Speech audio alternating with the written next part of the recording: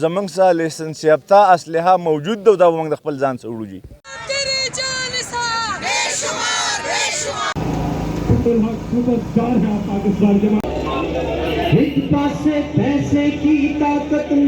اعوذ بالله من الشیطان الرجیم بسم الله الرحمن الرحیم.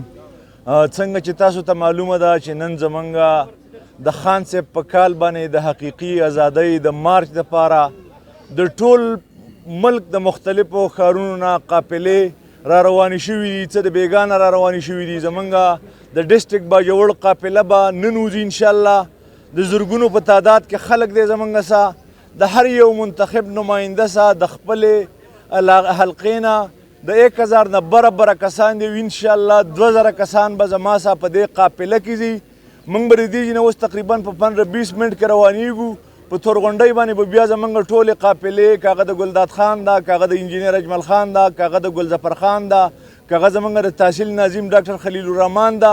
په تورغونډۍ باندې به موږ یو ځای کېږو. دغه ځای نه به په کمباینډ طریقه باندې چکدرې انټرچینج ته وځو چې د ملکن ډویژن چې څومره قافلې دي نو هغه به د 11 بجو پورې د چکدرې انټرچینج ته راجمع کېږي. موږ به دغه ځای نه بیا خپل روانګي کوو د اسلام آباد دپاره. نو دا ټرک خو جي د دې دپاره دی چې دا خو یو پکې بره به زما سره ملګري ولاړي، بل په دې ټرک کې موږ لاندې داسې سیسټم کړی دی چې په کېدی شي موږ خو د دې ځای نه د اشرې په اراده باندې روان یستو. نور خان صاحب چې موږ ته هلته څه انسټرکشن راکړي زموږ به په هغه باندې عملي. په دې کې موږ ځان له د خپل املاستې سیسټم هم برابر کړی دی، د ناستې سیسټم هم پکې موږ برابر کړی دی. نو دا به انشاءالله دا ساوند سیسټم هم په دې کنټینر کې برابر دی. دا به د دې قافلې لیډینګ کوي، دا به د ټولو نه مخکې رواني. او د دې دپاره خو جي باقاعده اسد عمر صاحب د هغه منیټرینګ کوي. تقریبا د 40,000 کسانو دپاره خیمه بستي جوړه شوې ده.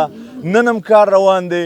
نو انشاءالله چې څومره ورکران ځي او څومره قافلې راځي هغو ته به د خوراک، د څښاک، د ملاستې، د رهن سهن هېڅ مسله به نه وي. د هغوی دپاره د واشروم پورې ټول انتظامات شوي دي. نو خو لیل خو به موږ د ځان سره ټول ملګري وړو.